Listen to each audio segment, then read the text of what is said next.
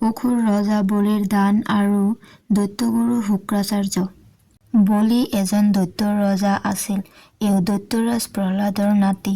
তেওঁৰ পিতৃৰ নাম আছিল বিৰোচন। দুৰ্ঘোৰ তপস্যাত সিদ্ধি লাভ কৰি বলি মহাপৰাক্ৰমী ৰজা হবলৈ সক্ষম হৈছিল। এওঁ যদিও অসুৰৰ ৰজা আছিল, ধাৰ্মিক আৰু দানবীৰ বুলি বিশেষভাৱে খ্যাত আছিল। তপস্যাৰ বলত তেওঁৰ পৰাক্ৰম ইমানেই বাঢ়িছিল যে এবাৰ তেওঁ যুদ্ধত দেৱতাসকলক পৰাজয় কৰি স্বৰ্গৰাজ্য পৰ্যন্ত অধিকাৰ কৰিছিল। নিজ ৰাজ্য হেৰুৱাই দেৱতাসকল বৰ বিমোৰত পৰিছিল। উপায়হীন হৈ তেওঁলোক পুনৰ নিজ ৰাজ্য উদ্ধাৰৰ বাট বিচাৰি ভগৱান বিষ্ণুৰ চৰণত শৰণাপন্ন হল। তেতিয়া ভগৱান বিষ্ণুৱে ক'লে যে তেওঁ বামন ৰূপ ধাৰণ কৰি তিনিপদ ভূমি বিচাৰি বলি ৰজাই আয়োজন কৰা যজ্ঞত প্ৰৱেশ কৰিব। কথামতেই কাম। যজ্ঞত ৰজা বলিয়ে বামনক দেখা পাই সেৱা জনাই তেওঁ কি দান লব বিচাৰে জানিব খুজিলে। তেতিয়া বামনৰূপী বিষ্ণুৱে তপৰাই ক'লে যে তেওঁক তিনিপদ ভূমিৰ বাহিৰে অন্য একো দানৰ প্ৰয়োজন নাই। গতিকে তেওঁ তিনিপদ ভূমিহে দান হিচাপে গ্ৰহণ কৰিব খোজে। সামান্য তিনিপদ ভূমি দান হিচাপে আগবঢ়োৱাটো ৰজা বলিৰ বাবে এটি সামান্য কথা। সেয়ে তেওঁ লগে লগে মান্তি হল। কিন্তু দৈত্যগুৰু শুক্ৰাচাৰ্যই যুগবলত দেৱতাসকলৰ সকলো ষড়যন্ত্ৰ বুজি পাই ৰজাক এই দান দিয়াত বাধা আৰোপ কৰিবলৈ চেষ্টা কৰিলে।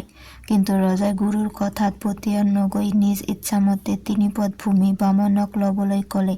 তেতিয়া বামনে এখন ভৰি স্বৰ্গত থলে আৰু আনখন ভৰি মৰ্ত্যত থলে। লগে লগে দুয়োখন ভৰিয়ে গোটেই স্বৰ্গ আৰু মৰ্ত্য আগুৰি পেলালে। তাৰ পাছত তেওঁ নাভিত তৃতীয় এখন ভৰি সৃষ্টি কৰিলে আৰু সেইখন কত থব সুধিলে। ৰজা বলিয়ে আশ্চৰ্য প্ৰকাশ কৰিলে যদিও বামনৰ তৃতীয়খন ভৰি তেওঁৰ মূৰৰ ওপৰত থবলৈ মূৰটো আগবঢ়াই দিলে। এনেকৈ ৰজা বলিয়ে তিনিপদ ভূমি দান সূত্ৰে উচৰ্গা কৰিব লগা হল। দান কাৰ্যৰ নিয়ম অনুসৰি তিল আৰু কুশ বনৰ লগত পানী নাথাকিলে উচৰ্গা সম্পন্ন নহয়।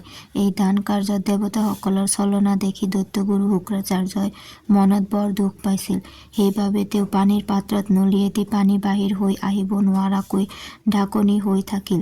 আনফালে বামনৰূপে বিষ্ণুৱে পানী বাহিৰ হৈ নহাৰ ৰহস্য বুজি পালে আৰু পানী ওলোৱাৰ বিন্দা মুকলি কৰাৰ ছলেৰে কুশবনৰ গুৰিৰে পানীৰ পাত্ৰৰ মুখ গুচৰি দিলে। সেই খুচনিত শুক্ৰাচাৰ্যৰ এটা চকু কণা হৈ পৰিল। দেৱতাসকলে বাহুবলেৰে নোৱাৰি ছলনাৰে নিজ ৰাজ্য ঘূৰাই ললে। বামনে বলি ৰজাৰ মূৰৰ ওপৰত দিয়া ভৰিটোৰে তেওঁক পাতাললৈ ঠেলি দিলে। এনেদৰে বলি ৰজাৰ পাতালত প্ৰৱেশ ঘটিল।